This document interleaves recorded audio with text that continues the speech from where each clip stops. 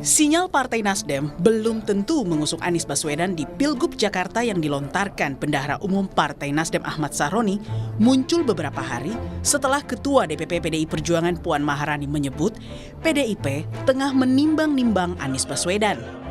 Kamis lalu, Puan menyebut peluang PDIP mengusung Anies Baswedan di Pilgub Jakarta cukup besar. Kemungkinannya bisa di atas 50% atau bahkan lebih besar lagi. Lagi menimbang-nimbang. Masih menimbang-nimbang berarti. Apakah ada kemungkinan untuk mengusungkan Anies Baswedan juga Bu di Jakarta? Mungkin saja. Mungkin saja. Apakah berapa persen kemungkinan nih Bu? Apakah di atas 50%? Bisa di atas banget. Apakah sudah ada komunikasi dengan Pak Anies Baswedan? Komunikasi informal pastinya sudah. Kan waktunya masih panjang sampai akhir bulan Agustus nanti. Jadi masih banyak waktu kita untuk melihat perkembangan yang ada dan dinamika politik yang masih berkembang. Di hari yang sama, Bendahara Umum Partai Nasdem Ahmad Sahroni juga melempar pernyataan soal dinamika politik Jakarta yang ditentukan oleh para dewa politik nasional. Masih sangat dinamis. Semuanya nama masih bisa dijadikan satu, siapapun. Tapi yang penting adalah dewa-dewa akan aksi untuk menentukan siapa yang akan ada di Jakarta ini. Dewa ini juga Enggak lah, kalian pokoknya sebut siapa dewa Republik ini yang dianggap dewa, itulah dia. Jadi lu nggak bisa tafsir, pokoknya dewa-dewa di Republik ini akan menentukan siapa yang akan maju di Jakarta secara final. Anies Baswedan merespons pernyataan Ahmad Sahroni soal dinamika politik Pilgub Jakarta yang arahnya ditentukan oleh dewa-dewa politik nasional. Anies berkelakar soal Dewa 19. Siap, mau ada dewa-dewa gitu ya. Apa? Kenapa? Karena ada dewa-dewa yang Pilgub Jakarta itu. Oh, nah kalau dewa-dewa saya pengen kenalan juga. Karena yang saya kenal cuma Dewa 19. Ya. Hingga kini baru Anies Baswedan, satu-satunya calon gubernur Jakarta yang didukung partai politik, namun belum oleh koalisi partai politik. Sementara poros koalisi Indonesia Maju maupun PDI Perjuangan belum putuskan siapa yang bakal diusung. Tim Liputan, Kompas TV.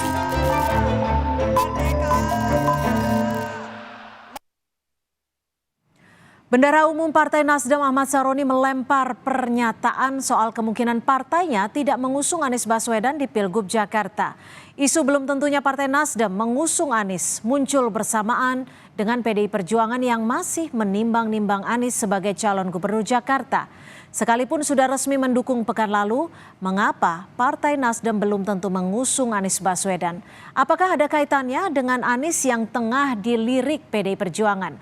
Kami bahas bersama pengamat politik dari Universitas Al-Azhar Indonesia, Ujang Komarudin, dan kami juga sudah mencoba untuk mengundang perwakilan dari Partai Nasdem dalam diskusi ini, namun belum ada yang bisa hadir. Saya sapa dulu Kang Ujang, terima kasih sudah bergabung bersama kami di Kompas Petang. Ya, sama-sama Mbak Cynthia. Ya, Kang Ujang, ini pernyataan Sahroni seakan begitu kuat gitu ya. Apa yang bisa Anda baca? Sudah mendukung sebelumnya, tapi belum tentu mengusung pada saat pendaftaran. Ya, saya melihat begini, dukungan itu kan tidak ada yang gratis, no freelance, dan tidak ada yang ikhlas. Walaupun memang Nasdem seminggu yang lalu mengatakan dukungannya kepada Anies untuk maju, tanpa katakanlah mengusulkan calon wakil gubernurnya. Tetapi sekali lagi di politik itu tidak ada yang gratis, tidak ada yang ikhlas. Semua tentu berbalut kepada kepentingan. Ya bisa jadi dalam konteks pernyataannya Pak Sahroni tersebut mungkin ya Anies dianggap offset gitu. Anies dianggap ya tidak lapor atau berjalan sendiri tanpa komunikasi misalkan dengan Nasdem, itu bisa terjadi. Sehingga tidak ada asap, tidak ada api, tidak ada pernyataan Sahroni kalau tidak ada, mohon maaf ya, perintah dari partai untuk mengatakan itu. Jadi artinya pernyataan dari Sahroni ini adalah sikap dari Ketua Umum Partai Nasdem, Surya Paloh? Ya saya meyakini seperti itu ya, sikap partai ya. Dan tidak ada yang salah dari pernyataannya Sahroni tersebut. Kenapa? Ya semuanya memang masih dinamis. Semua apapun bisa terjadi ya dalam politik. Di detik-detik akhir ya bisa mencalonkan, bisa juga tidak. Dan itu adalah sebenarnya format umumnya dalam konteks koalisi di Indonesia. Semua tidak ada yang pasti dalam konteks sebelum didaftarkan di KPU nanti di 27 hingga 29 Agustus. Oke, kalau tadi Anda sebut dalam politik tidak ada yang gratis. Apakah ini artinya dalam hitung-hitungannya untuk mengusung Anies tidak terlalu menguntungkan bagi Partai Nasdem? Ya, ada kalkulasi yang tentu rasional yang dibangun oleh Nasdem. Kalau menang mungkin potensi menangnya tinggi. Tetapi kan apa kira-kira yang akan didapatkan oleh Partai Nasdem? Sama juga seperti PKS ketika mengusung Anies kan menawarkan calon wakil gubernurnya Soebul Iman. Lalu PDIP pun pasti akan sama. Kalau mendukung Anies, kira-kira siapa calon wakil gubernurnya? Apakah dari PDIP atau seperti apa?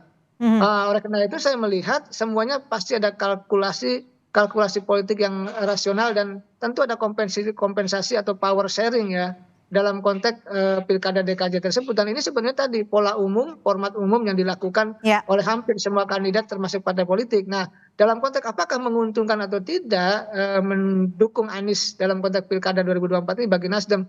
Saya rasa tadi ya kalau menguntungkan saya rasa sudah gaspol, sudah dikasih rekomendasi. Tetapi hari ini tadi ada kalkulasi ulang yang sedang dihitung oleh Partai Nasdem. Ada kalkulasi ulang. Kalau faktor dewa nih, faktor dewa ini menurut bacaan Anda dewa-dewa mana nih yang dimaksud? Apakah ada faktor dari istana?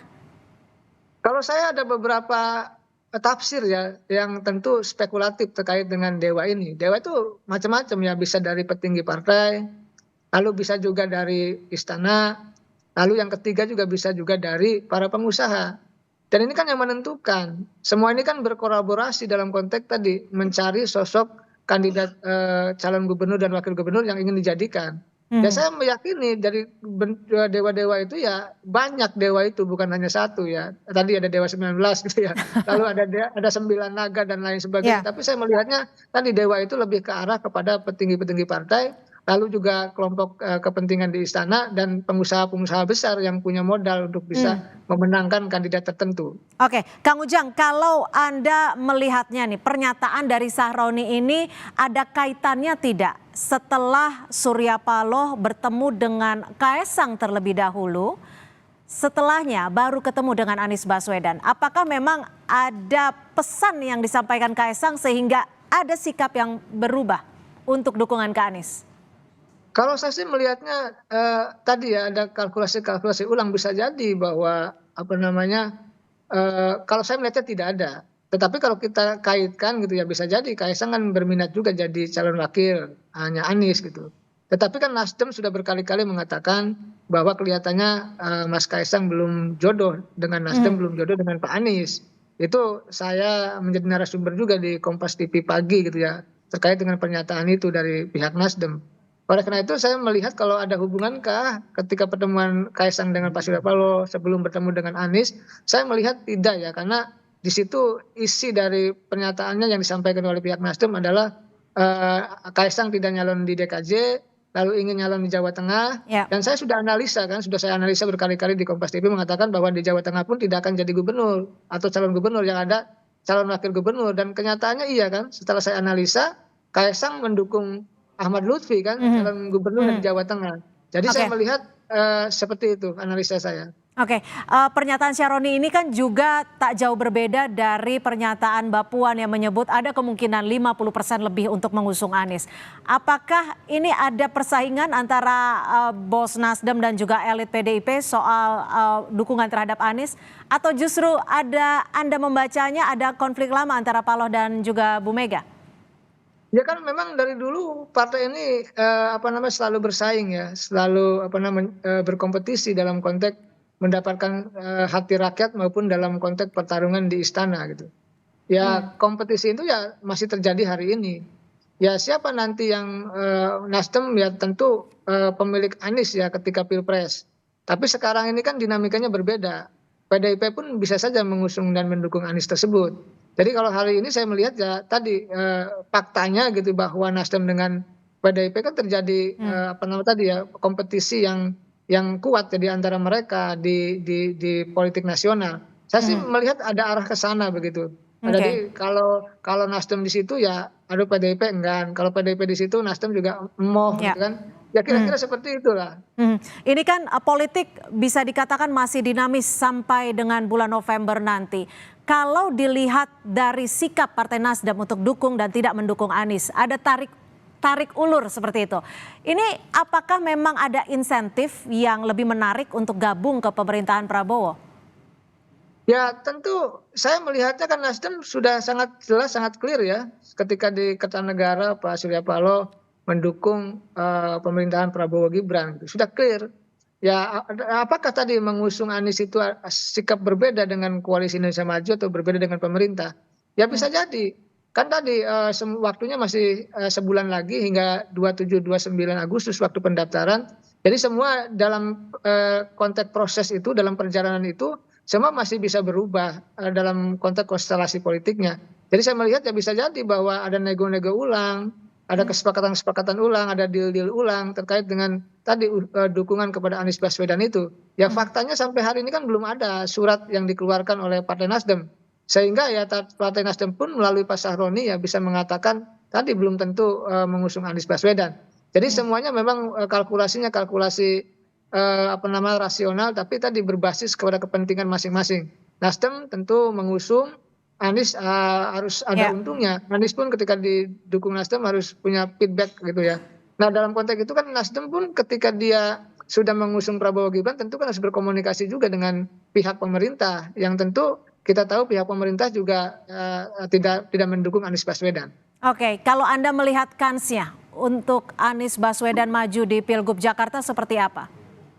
Kalau saya sih menganalisa ya, tetap saya selalu mengkategorikan atau ada indikasi-indikasi untuk bisa mengukur kans atau kemenangan kandidat. Ya sekarang begini, sebenarnya ketika Nasdem mendukung Anies udah punya tiket 20% ketika lebih ya disandingkan dengan PKS. Tetapi ketika digoyang lagi oleh Nasdem maka Anies belum punya tiket kecuali kalau PDIP bergabung. Oleh karena itu saya rasa ini lobby-lobbynya tingkat tinggi ya menjelang pendaftaran nanti dan semuanya bisa terjadi apapun. Anies bisa berlabuh juga bisa tidak. Tadi tergantung dari kesepakatan dewa-dewa di atas dalam konteks apakah Anies bisa maju atau tidak. Saya rasa ada juga kesepakatan itu. Tetapi kita berharap bahwa siapapun yang potensial ya mesti didukung begitu siapapun itu gitu. Oke, baik. Terima kasih Kang Ujang Komarudin, pengamat politik dari Universitas Al Azhar Indonesia, sudah memberikan perspektif di Kompas Petang. Selamat sore.